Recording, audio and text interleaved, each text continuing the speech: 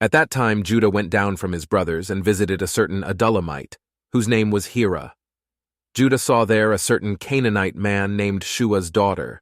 He took her and went in to her. She conceived and bore a son, and he named him She conceived again and bore a son, and she named him Onan. She yet again bore a son, and named him Shelah, and he was at Chezib when she bore him. Judah took a wife for his firstborn, and her name was Tamar. Judah's firstborn, was wicked in Yahweh's sight. Yahweh killed him.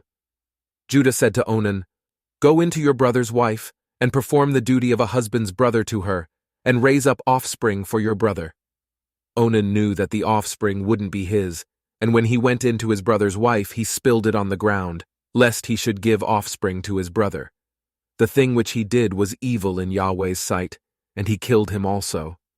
Then Judah said to Tamar, his daughter-in-law, "Remain a widow in your father's house until Shelah my son is grown up," for he said, lest he also die like his brothers. Tamar went and lived in her father's house. After many days Shua's daughter, the wife of Judah, died. Judah was comforted, and went up to his sheep shearers to Timnah, he and his friend Hira the Adullamite. Tamar was told, "Behold, your father-in-law is going up to Timnah to shear his sheep." She took off her the garments of her widowhood, and covered herself with her veil, and wrapped herself, and sat in the gate of Enaim, which is by the way to Timnah.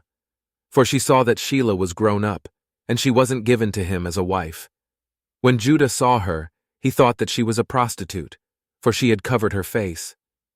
He turned to her by the way and said, "Please come, let me come in to you," for he didn't know that she was his daughter-in-law. She said, "What will you give me, that you may come in to me?" He said, "I will send you a young goat from the flock." She said, "Will you give me a pledge until you send it?" He said, "What pledge will I give you?" She said, "Your signet and your cord, and your staff that is in your hand."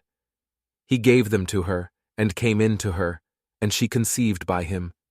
She arose, and went away, and put off her veil from her, and put on the garments of her widowhood. Judah sent the young goat by the hand of his friend, the Adullamite, to receive the pledge from the woman's hand, but he didn't find her. Then he asked the men of her place, saying, "Where is the prostitute that was at Enaim by the road?" They said, "There has been no prostitute here." He returned to Judah and said, "I haven't found her," and also the men of the place said, "There has been no prostitute here." Judah said, "Let her keep it, lest we be shamed. Behold, I sent this young goat, and you haven't found her." About 3 months later, Judah was told, "Tamar, your daughter-in-law, has played the prostitute. Moreover, behold, she is with child by prostitution." Judah said, "Bring her out, and let her be burned." When she was brought out, she sent to her father-in-law, saying, "By the man whose these are, I am with child."